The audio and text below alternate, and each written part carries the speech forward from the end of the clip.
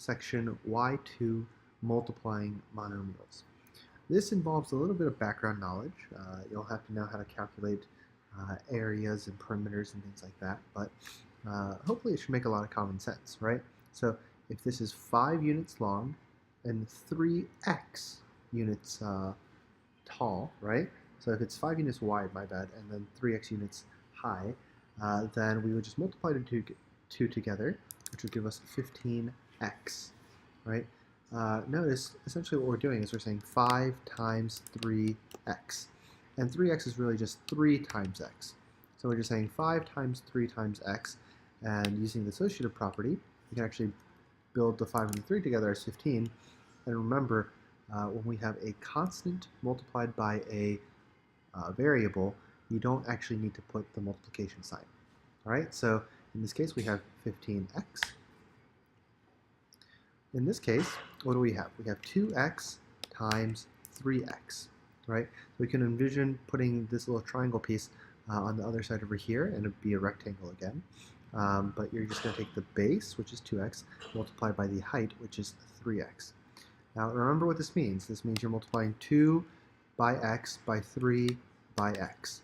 And if we rearrange all of this, what we'd have is 2 times 3 times x, right? And so we can simplify this. The 2 times 3 is actually just going to give us 6. The x times x will give us x squared. And remember, between a constant term and a variable term, you don't actually need to put the multiplication sign. It just saves a little bit of time, and this is the cleaned up version. Okay, this is what they mean by simplify your answer.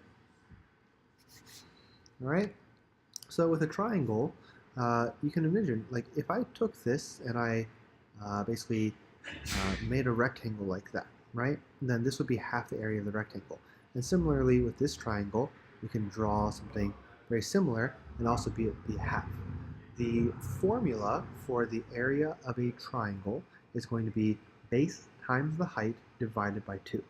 So in our case, it's 2 times x times 9, right? And that whole thing divided by 2. We look at it real quickly, and we say, okay, I'm going to multiply something by 2 and then divide it by 2, right? So that'll actually just cancel out. That'll just be 1. And then we have 9 times x. Well, 9 times x is actually just written as 9x, like that. Okay? If you want to think about it in another way, in terms of how the arithmetic is done, you're saying, hey, I'm going to take 9 times 2x, that gives me 18x. I'm going to divide this all by 2. Remember, when you divide the whole thing by 2, we're just trying to look for the common factors. So you can factor 18 into 2 times 9, kind of the reverse way, and break it down. So regardless, it's going to be 9x. All right, let's see if we can go faster.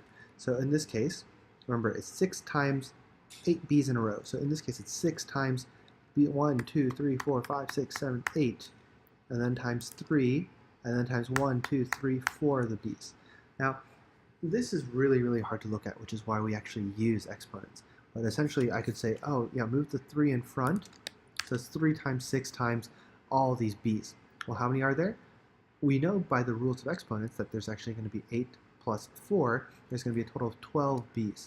So I write this as b to the, and let me erase this, b to the 12th, right? And then 3 times 6 is going to be 18. All right? So this is very similar. In this case, associative property lets us actually break down the parentheses. We get to remove them, and so it'll just be the same process. It's 5 times 1, 2, 3, 4, 5, 6, 7, 8 n's times 10 times n. And we want to use the commutative property first, right? So we're going to have basically 5 times 10 and then times 9 n's, all right? So in this case, it's going to be 50 times n to the 9th, okay? So very similarly here, 10 times 10 first, that's going to give us 100. And you want to get used to doing this in a very systematic way.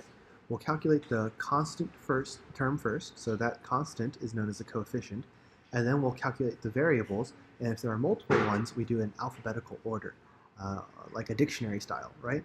So if we can actually do it that way, then it'll be really straightforward. So in this case, t to the 7 t's, 9 t's, that gives us a total of 16, right? So this is 40, W2 at 12. This we have to multiply, so 27x. Over here, 24s cubed. Over here, 2x squared. 24x. Remember, we have to divide by 2 in this case, so we're going to get 9x. 16x. Over here, like I was saying earlier, multiply the constant term first, so 4 times 8 is 32, and then we multiply them. The tricks are remembering that when you just have the f, right, or just the g or the h, that means f to the first power. There's one f, right? So in this case, 3 plus 1 gives you 4 f's, 1 plus 7 gives you 8 g's, and 1 plus 7 gives you 8 h's, right? FGH. So over here, 40r to the 7th power. 2x times 2x divided by 2, we're going to get 2x squared. Oops. Over here, 100k to the 81st power. 49a squared. Over here, again, it's tricky. It looks complex, but really it's 7 times 9, 63. And then we just go in order, T, U, V, W. So T, there's going to be a total of 3 of them. U, there's going to be a total of 81 of them. And then V, there's going to be a total of, what is 96 plus 75? I borrow 4 from the 75, add it, that's going to be 100, 171. And then W, there's going to be 2 of them. All right. And as we keep going, 756 F, and then 7 plus 57 gives you 64. Over here, 10 U to the 97, and then that's V to the 97 as well. So V to the, it's 8 plus 89, so 97. Over here, 70, and then again, we just go in alphabetical order. So Q, 71 plus 9 gives us 80. R, which is 7 plus 3, which gives us 10. S, which is 3 plus 1, gives us 4. And then T, which is 88 plus 7, which gives us 95. In this case, 20, right? And then P, we're going to take it to, what's 9 plus 99? 108. Q, we're going to get, what is that? 88 plus 3 gives us 91. R, 2 plus 8 is 10. And then S, 5 plus 17 is 22. Awesome. 7963, right? So I have my multiplication table memorized in Chinese, right? But you can do it however you like. What is this? K to the 27 plus 87. So in my mind, I'd say 20 plus 80 first. That gives us 100. 7 plus 7 is 14, so 114. 7963 again, right? C to the 12th power, D to the 4th power. 2 times 9 is 18. And again, see how it's a very straightforward process. You look for the coefficient first, the 2 and the 9, and then you do alphabetical order. So S to the 26th power, T to the, oops, to the 7th power, and then U to the 81st power.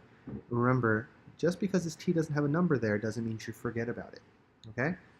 Exponents are just a way of making our lives easier, because if you can imagine, how many U's would you have to write out? 81, right? So 1, 2, 3, 4, 5, 6, 7, 8, 9, 10, 11, 12, 13, 14, 15, 16, 17, 18, 19, 20. And you get the point. So there'd be so many U's that it wouldn't even fit on this line, and it keeps on going forward. So in this case, it's nice and compact. 36 C squared D to the 5th. And the last one, 4936, Q to the 62nd, R to the 4th, S to the 25th, and then T to the power of 2. Let's just double check our work. 4 times 9 is 36. 61 plus 1 gives us 62. 1 plus 3 gives us 4. 2 plus 23 gives us 25. And 1 plus 1 gives us 2. All right.